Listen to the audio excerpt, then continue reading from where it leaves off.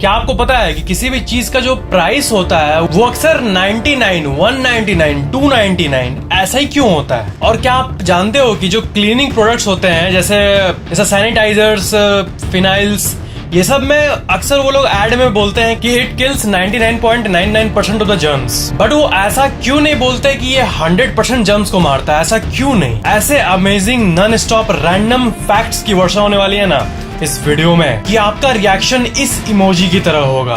Fact number 20, दुनिया की सबसे लंबी म्यूजिक कौन सी है? आपको पता होगा कि अगर आप किसी चीज में म्यूजिक प्ले करोगे तो आपको नोट्स को देख के तब उसे प्ले करना पड़ता है। तो कोई भी म्यूजिक का पीस जो है वो 5 मिनट में प्ले हो जाता है, बट इस दुनिया के सबसे लॉन्गेस्ट म्यूजिक पीस जो है उसे जॉन केज ने बनाया था। और आपको ये जान के हैरानी होगी कि इस म्यूजिक की नोट्स को अगर आप प्ले करोगे तो आपको 639 years, I'm not talking about day, I'm talking about 639 freaking years.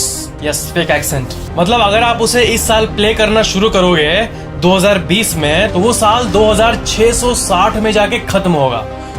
Music बजा लिया मैंने, तब तक तो कैसे पॉसिबल है ये सब? पर तब भी ये म्यूजिक पीस रियली में एग्जिस्ट करता है। इस म्यूजिक को फिनिश करने में ऑलमोस्ट 640 ईयर्स लगते हैं। That's amazing. इस म्यूजिक का नाम है As Slow As Possible और ये 1987 में निकला था।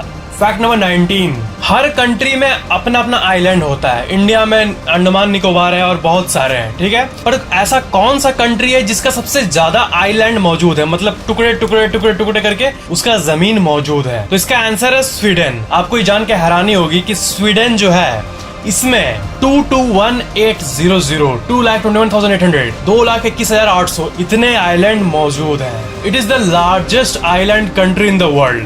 फैक्ट नंबर 18, आपको पता है कि दुनिया में जितने भी लैंग्वेजेस हैं उसमें से सबसे ज्यादा बोलने वाला कौन सा लैंग्वेज है? ऐसे कॉमन सेंस से लगेगा कि इंग्लिश ऐसा कुछ होगा, है ना, बट लैंग्वेज का ऑफिशियल लिस्ट देखो। Mandarin Chinese, of course China का पॉपुलेशन इतना ज्यादा है तो स्टैट्स के मामले में भी वो टॉप में है, ऑब्वियस। तो मैंडरीन चाइनीज जो लैंग्वेज है ये टॉप में है 918 मिलियन स्पीकर्स के साथ। फिर आता है स्पेनिश। ये जब मैं सुना था ना स्पेनिश उतना पॉपुलर लैंग्वेज नहीं है। मतलब इंडिया में कितने लोग स्पेनिश जानते होंगे, पर तब भी वर्ल्ड स्टैट्स के मामले में ये सेकंड नंबर पे आता है। देन आता है इंग्लिश, देन आता है हिंदी, देन आता है बंगाली के बाद आता है पोर्टुगीज, फिर आता है रशियन, जापानीज, वेस्टर्न पंजाबी भी इस लिस्ट में है। मेनू की पता।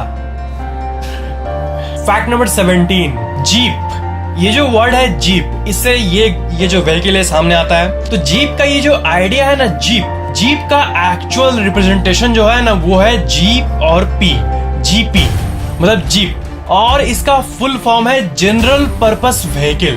जी हाँ, जनरल पर्पस व्हीकल जीप। तो इसे हम लोग जीप का फुल फॉर्म या इसका मीनिंग मान सकते हैं। फैक्ट नंबर 16, आपको पता है ना कि जो सुपर हीरो मूवीज होती है मार्वल की वो टीनेजर्स और ऐसा जनरल वर्ल्ड को कितना इफेक्ट करती है। मतलब सब कोई उन्हें कॉपी करना चाहते हैं। तो क्या है कि एक रैंडम लड़के का कान खराब था, उसे ठीक से सुनाई नहीं देता था। तो उसे जब डॉक्टर ने एड दिया, मतलब वो जिसे लगाने के बाद सही सुनाई देने लगता है, ये दिया तो वो नहीं पहना। फिर उस लड़के से जब पूछा गया कि तुम ये क्यों नहीं पहन रहे हो, तो उसने कहा कि मैं इसलिए नहीं पहन रहा क्योंकि मार्वल या फिर कॉमिक्स में सुपर हीरोज होते हैं वो ये सब नहीं पहनते, वो कूल रहते हैं। तो इस घटना के बारे में जब मार्वल ने सुना ना, तब मार्वल ने एक सुपर हीरो बनाया जो कि हियरिंग एड पहनता है, और उस सुपर हीरो का नाम है ब्लू ईयर। और ये जब लॉन्च हुआ और इसका जब एकदम तारीफ होने लगा, तब वो लड़के ने एकदम कॉन्फिडेंटली उस हियरिंग एड को पहना ताकि उसे सुपर हीरो वाला फील आए। दैट्स गजब। जैसे कि आप इस आर्टिकल में देख सकते हो, Marvel team creates deaf super hero called blue ear in honour of a boy. Fact number 15, जितने भी उटपटांग सर्वेज होते हैं इसमें से एक ऐसा सर्वे है, पहले आप ये आर्टिकल को देखो डेली मेल का, कि आप सबसे ज्यादा हैप्पीएस्ट कब होते हो। तो इस सर्वे के हिसाब से ना आप हफ्ते के 7 दिन में सबसे ज्यादा हैप्पी किस डे रहते हो, और डे भी नहीं, आप डे के किस टाइम में हैप्पी रहते हो। तो सर्वे के हिसाब से इसका आंसर निकला सैटरडे, क्योंकि नेक्स्ट दिन संडे है, और वो भी नहीं, सैटरडे टाइम 7:26 PM। इस टाइम पे आप सबसे ज्यादा हैप्पीएस्ट रहते हैं। लॉजिक काइंड ऑफ लग रहा है, लेकिन तब भी ये सर्वे अमेजिंग है, क्योंकि उन्हें पता होता है कि सैटरडे का शाम आ गया, वो रिलैक्स कर सकते हैं। इसलिए majority of the people Saturday को शाम 7:26 PM पे खुश रहते हैं। दैट्स अमेजिंग, दैट्स गजब। फैक्ट नंबर 14, एक और सर्वे के हिसाब से आप फिलाडेल्फिया CBS का ये आर्टिकल देखो, इसमें लिखा हुआ है 80% of the people grab smartphone with in 15 minutes of waking up. मतलब 80% लोग उठने के उठे देन 15 मिनट के अंदर ही मोबाइल हाथ में ले लेते हैं। यहाँ तक ब्रश करने के पहले भी मोबाइल उठाना है। ये एक्चुअली में बहुत कोई का हैबिट होता है, इंक्लूडिंग मी, क्योंकि मुझे उठ के कमेंट्स पढ़ना होता है आप लोगों का। So I guess I am doing it right. Fact number 13, ये एक बहुत ही मस्त फैक्ट है। एंटोमोफोबिया नामक एक चीज होता है। आपको अगर कॉकरोचेस से डर नहीं लगता तो आपके घर में कोई ना कोई जरूर होगा जो कि कॉकरोच को देख के मतलब पूरा डर जाता है। तो ये एक्चुअली ना एक इवोल्यूशनरी कारण होता है इसके पीछे। आप जानवरों से या फिर इंसेक्ट से दूर रहो, ये आपके सर्वाइवल के लिए अच्छा होता है। इसलिए आपके अंदर के जो जीन्स है उसमें कोडेड है। आप जब भी कोई सांप को देखोगे तो आपको एक लगता है, नहीं रे बाप रे सांप, एक ऐसा फीलिंग आता है जैसे डर टाइप का आता है। तो ये डर एक्चुअली जरूरी है ताकि उसके साथ आप जाके खेलने नहीं लगो, ना तो कच करके काट दिया फिर हो गया जिंदगी। तो ये एवोल्यूशनरी कारण होता है, इसलिए ये डर होना नेचुरल है। इसी डर को एंटोमोफोबिया कहते हैं। और आप एक फैक्ट सुन के पागल हो जाओगे कि अगर कोई कॉकरोच किसी इंसान को जब टच करता है ना तो फिर वो दूर जाकर अपने आप को साफ करता है। ह्यूमंस, ऐसा उनका रिएक्शन होता है। That's amazing. पहले लोगों को लगता था कि कॉकरोचेस में इतना दिमाग है कि वो जाके अपने आप साफ करते हैं फिर रिएक्शन देते हैं। नहीं, ये सच नहीं है। असल में उनका भी एवोल्यूशनरी ही कारण है। क्या है कि ह्यूमन के जो स्किन पे ऑयल होता है वो उनके लिए अच्छा नहीं होता। तो जब किसी ह्यूमन के स्किन पर कॉकरोच टच करता है तो जाके ऑयल को ब्रेक करके अपने शरीर से हटाता है। तो ये था इसका रियलिटी। ये ऑयल इंसेक्ट्स को इरिटेशन दे सकता है, इसलिए वो ऐसा करते हैं। फैक्ट नंबर 12, ये फैक्ट सुन के आप चौंक जाओगे। मॉस्किटोज जो होते हैं वो डार्क कलर पे ज्यादा अट्रैक्ट होते हैं, लाइक ब्लैक एंड ब्लू। जो ब्लैक ब्लू कलर है, अगर आप ब्लू या फिर ब्लैक कलर का शर्ट पहने हो तो ज्यादा चांसेस है कि मॉस्किटोज आपको काट ले। That's true, that's not true, that's true, but यहाँ पर ऑल आउट लगा हुआ है वैसे भी। फैक्ट नंबर 11, आप कभी भी जब एकदम पूरा ठंडा बर्फ या आइसक्रीम जब मुंह में लेते हो तो अचानक से कैसा लगता है, मतलब दांत सुन पड़ जाता है और दिमाग में एकदम करके लगता है। देखना आप किसी ठंडे चीज को अचानक से मुंह में लेके देखना कैसा लगेगा दिमाग में। तो टेक्निकली इस चीज को ब्रेन फ्रीज कहते हैं। तो इसका टेक्निकल नेम है स्पैनपेलोटिन गैंग्लियोन्यूरिया।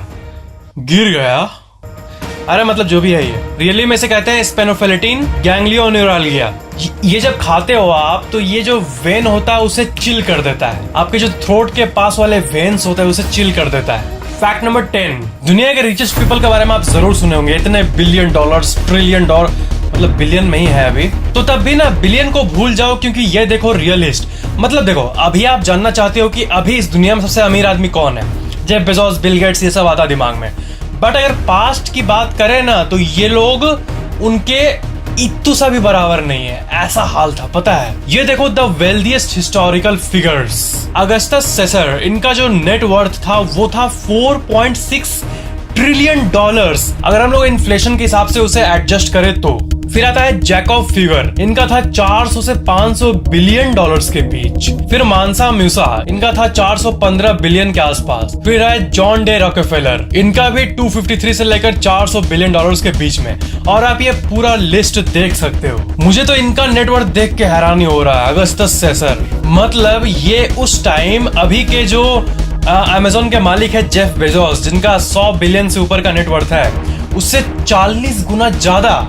That's really amazing अगर आप इसे समझ पा रहे हो तो। फैक्ट नंबर 9, अगर आप मार्वल मूवीज देखते हो तो आयरन मैन के बाद जो सबसे ज्यादा लव्ड कैरेक्टर है वो है कैप्टन अमेरिका, ठीक है, क्रिस इवेंस। तो बात ये है कि जब इनको रोल ऑफर किया गया था ना शुरू में कैप्टन अमेरिका का, तब ये ना रिजेक्ट कर रहे थे ऑफर को, पता है। ये एक बार नहीं 2 से 3 बार इस ऑफर को रिजेक्ट किया, पर फाइनली डायरेक्टर्स ने कुछ ज्यादा ही इन्हें बोला कि तू कर ले तो सूट करता है कैप्टन अमेरिका में। तो फाइनली उन्होंने ऐसे ही कर दिया, मतलब चलो कर लेता हूँ, मतलब उनका माइंड बदल दिया डायरेक्टर्स ने। बाद में अभी वो डायरेक्टर्स को थैंक करते हैं कि थैंक्स मेरे को कैप्टन अमेरिका बनाने के लिए।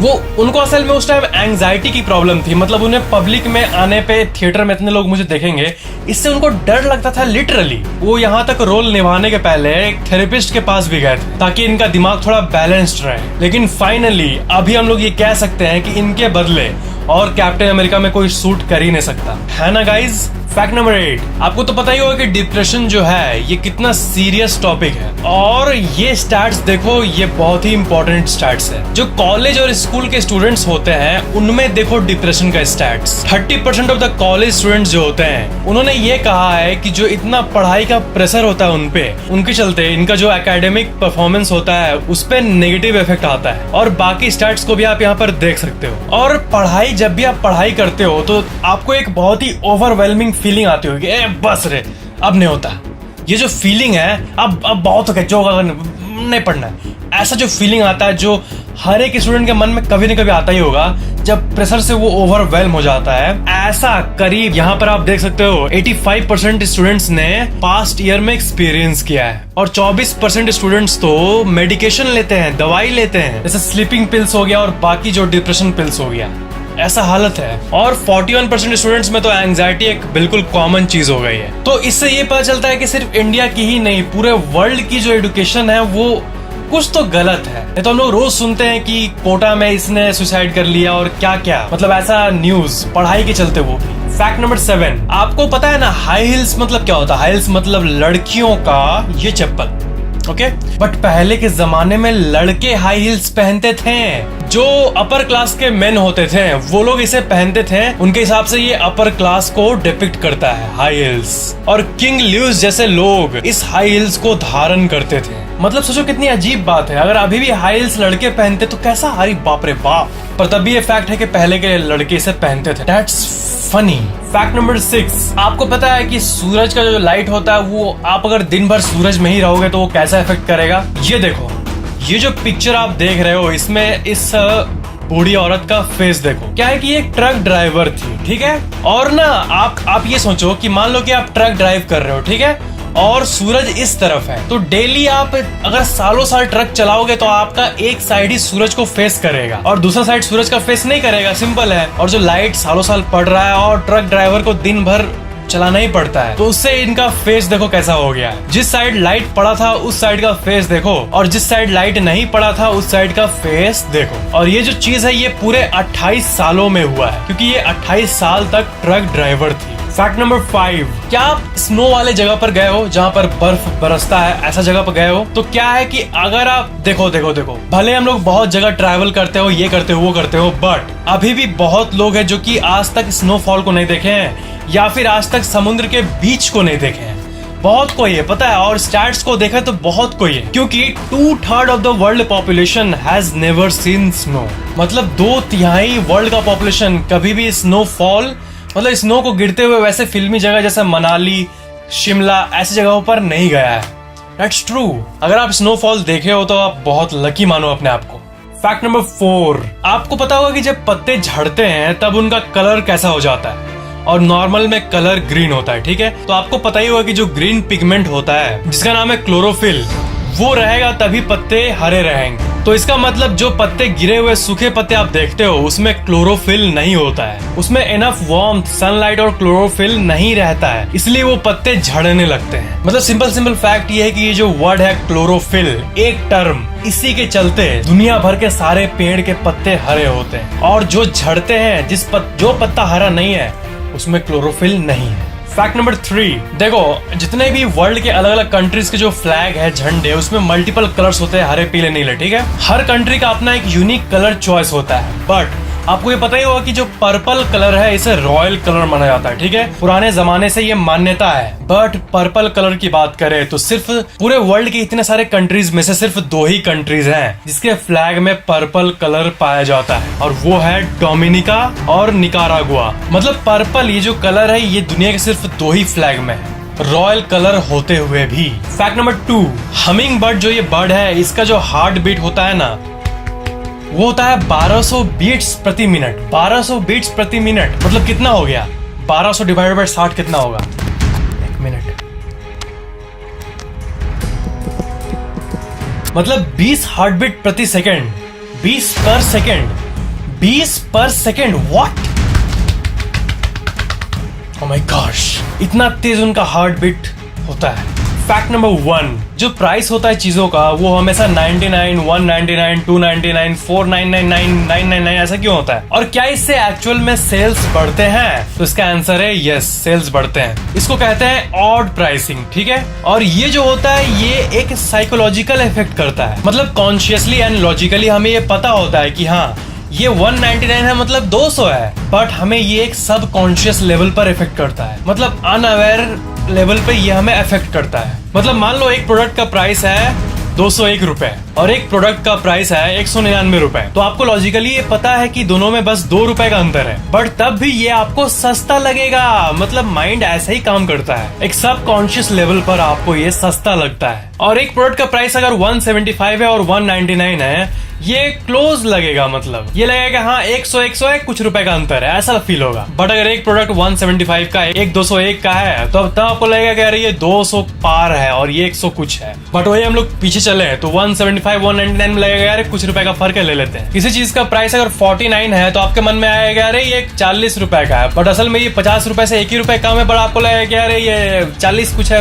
49 का है। मतलब अवेयरनेस के लेवल पे नहीं, बट सब कॉन्शियस लेवल पे ये आपको इफेक्ट कर देता है। और जो एडवर्टाइजिंग का बात किया था मैं, क्लीनर ये सब, इसमें जो 99% जर्म्स को मारते हैं ये इसलिए बोलते हैं क्योंकि इसका एक लीगल साइड होता है, मतलब लीगल रीजंस के चलते। मतलब अगर आपका कोई क्लीनिंग कंपनी है क्लीनर से रिलेटेड, तो आप ये क्लेम नहीं कर सकते हो कि आप अगर मेरा क्लीनर यूज करोगे तो आपके घर के 100% जर्म्स मिट जाएंगे, क्योंकि ये टेक्निकली और साइंटिफिकली इम्पॉसिबल है। 99.99% से ज्यादा आप नहीं बोल सकते हो, चाहे ये दुनिया इधर से इधर हो जाए, इधर से उधर हो जाए, इधर कैसे होगा। मतलब आपके क्लीनर कंपनी का एडवर्टाइजमेंट ऐसा होना चाहिए कि हाँ ये मोस्ट जर्म्स को मार देगा, बट सबको मार देगा, ऐसा आप क्लेम नहीं कर सकते किसी भी हाल में। तो ये था इसका लीगल कानूनी रीजंस, इसलिए 99.99% जर्म्स को मारता है। ये बात एड्स में ये लोग बोलते हैं। अगर आपको वीडियो पसंद आया तो लाइक जरूर करना, और वीडियो कैसा लगा ये कमेंट जरूर करना, और शेयर जरूर कर देना। और अगर आप पहली बार चैनल को देख रहे हो तो सब्सक्राइब करके बेल आइकन भी ऑन जरूर कर देना, ताकि मेरे आने वाले अमेजिंग वीडियोस आपको तुरंत मिल जाए। Thank you so much for watching this video.